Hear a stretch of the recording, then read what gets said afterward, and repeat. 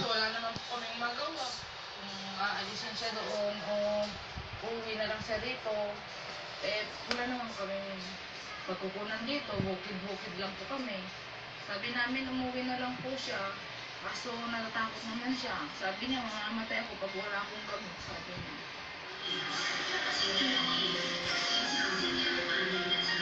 Kapag aalis ng bansa ang isang overseas Filipino worker o OFW, kailangan niyang magbayad ng mahigit 1,000 piso bilang membership fee sa OWA o Overseas Workers Welfare Administration.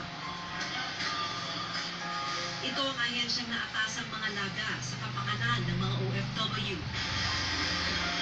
Kasama sa benepisyong maaaring makuha ang accident insurance, disability at burial assistance. Hindi nito sakop ang gamutan sa mga sakit gaya ng cancer.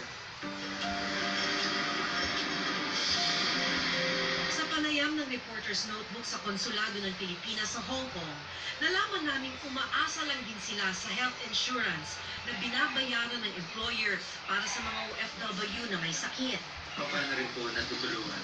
So in extreme cases po, for example, the